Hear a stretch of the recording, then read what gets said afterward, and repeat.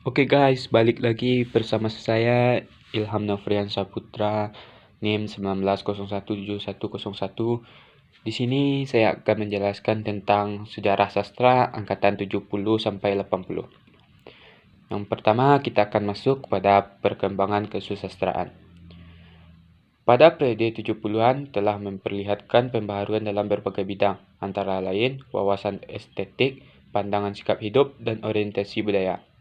Para sastrawan tidak mengabaikan sesuatu yang bersifat tradisional, bahkan berusaha untuk menjadikannya sebagai titik tolak dalam menghasilkan karya sastra modern.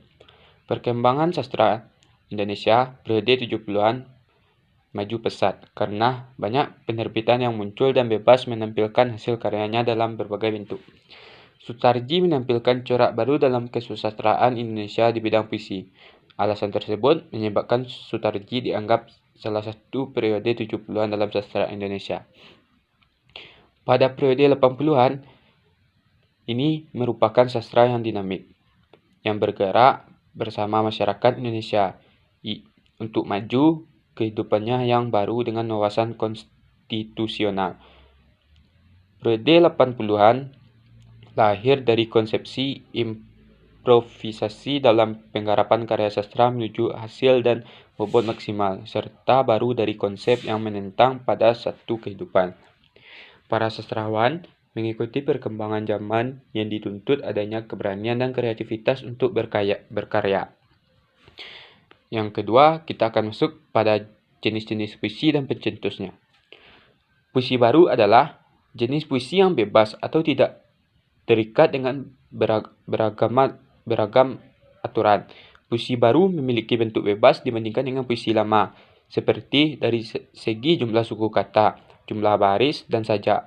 Jenis puisi baru terdiri atas dua macam, yaitu berdasarkan isi dan bentuknya. Berdasarkan isinya, jenis puisi yaitu balada, himne, edo, epigram, romansa, elegi, dan satire.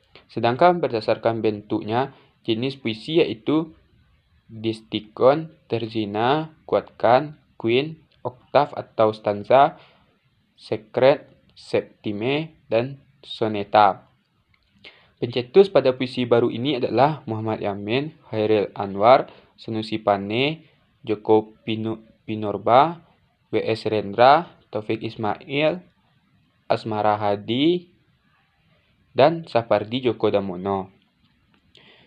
Yang ketiga, kita akan masuk pada perbedaan angkatan 66 dan 70.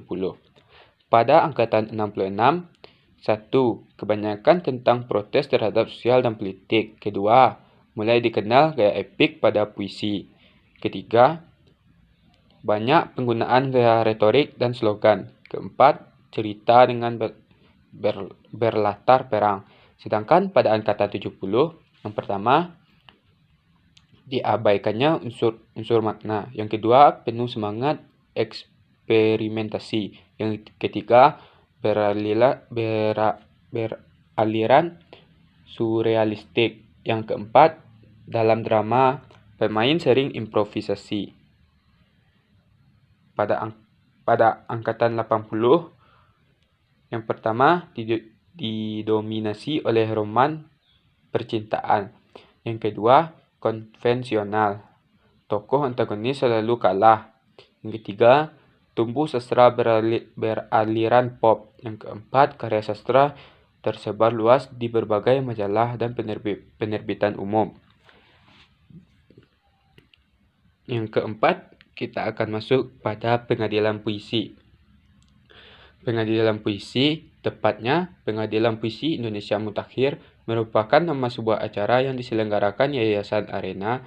Acara ini diadakan di Aula Universitas Parahyangan, Bandung, 8 September 1974 dan diikuti oleh sejumlah pengarang Indonesia. Dalam acara ini, Slamet Kirnanto yang bertindak sebagai jaksa membacakan tuntutan yang berjudul "Saya Mendakwa Kehidupan Puisi Indonesia Akhir-akhir Ini Tidak Sehat, Tidak Jelas dan Brengsek", tuntutan Darmanto, JT, dan tuntutan Slamet Kirnanto secara tersirat dan tersurat, memang terasa di dalam ketidakpuasan terhadap kehidupan puisi Indonesia pada saat itu. Ketidakpuasan itu antara lain menyangkut 1. Sistem penilaian terhadap puisi Indonesia. 2. Kritikus sastra Indonesia. Yang ketiga, media yang memuat karya sastra Indonesia. Dan yang keempat, beberapa penyair Indonesia yang dianggap mapan. Itulah sebabnya mereka yang banyak disebut-sebut dalam pengadilan puisi di Bandung, karena dianggap bertanggung jawab terhadap kehidupan puisi Indonesia. Sengaja diundang untuk berbicara dalam jawaban atas pengadilan puisi yang diselenggarakan Senat Mahasiswa Fakultas Sastra Universitas Indonesia di Teater Fakultas Sastra Universitas Indonesia, Jakarta, 21 September 1974. Sebuah acara yang dianggap sebagai kelanjutan atau sambungan pengadilan puisi di Bandung. Dalam acara jawaban atas pengadilan puisi itu, H.B. Jasin, M.S. Hutagalung, Gunawan Muhammad, dan Sapardi Djoko Damono menjawab tuduhan-tuduhan yang dilontarkan Slamet Kimanto kepada mereka. Yang kelima, kita akan masuk pada pengarang. Yang pertama, Sutarji Kalzom Bahri. Ia lahir di Rengat, Indragiri Hulu, 24 Juni 1941. Umur 78 tahun. Ia adalah sastrawan Indonesia. Setelah lulus SMA, Sutarji Kalzom Bahri melanjutkan studinya ke Fakultas Sosial Politik jurusan Administrasi Negara Universitas Padjadjaran Bandung. Pada mulanya, Sutarji Kalzom Bahri mulai menulis dalam surat kabar dan mingguan di Bandung. Kemudian sejak-sajaknya dimuat dalam majalah Horizon. Ia pernah menjadi redaktur rubrik Budaya Bentara di Kompas. Selain itu, sejak 1979 ia menjadi redaktur Horizon. Pada musim panas 1974, Sutarji Kalzom Bahri mengikuti Putri Reading Internasional di Rotterdam.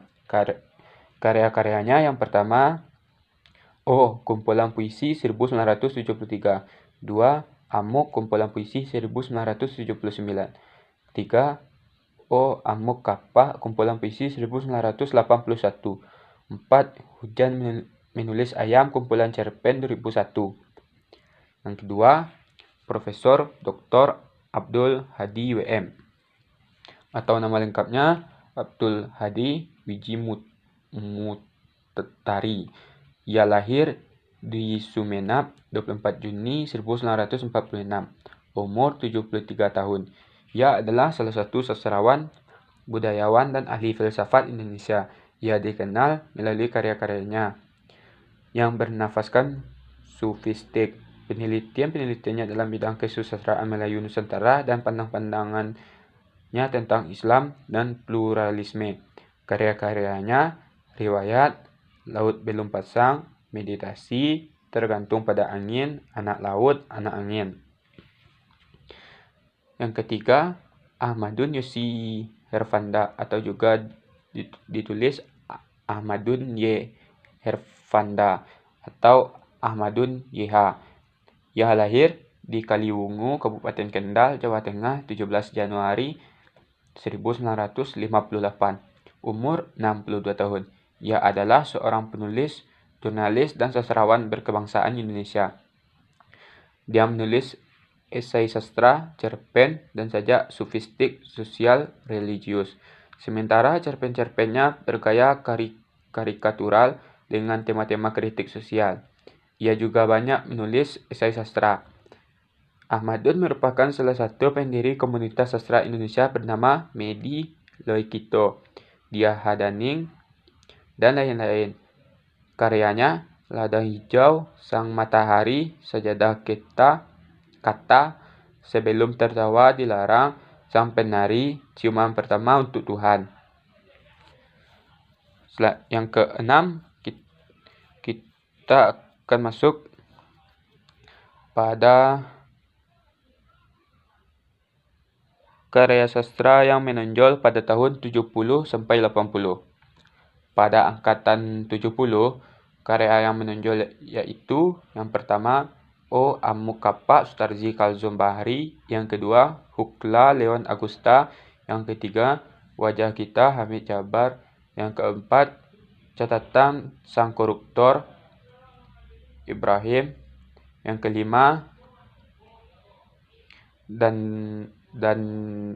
Dandik Ibrahim serta pada tahun 80-an karya yang menonjol yaitu yang pertama 1. Pulau Buru Pramudia Ananta Toer. 2. Burung-burung Manyar YB Mangunwijaya. Yang ketiga Boko Darman Monir. Yang keempat Rongen Dukuh Paru Ahmad Tohari. Yang kelima Lupus Hilman Hariwijaya. Oke guys, sekian yang dapat saya jelaskan. Semoga bermanfaat bagi kita semua. Assalamualaikum warahmatullahi wabarakatuh.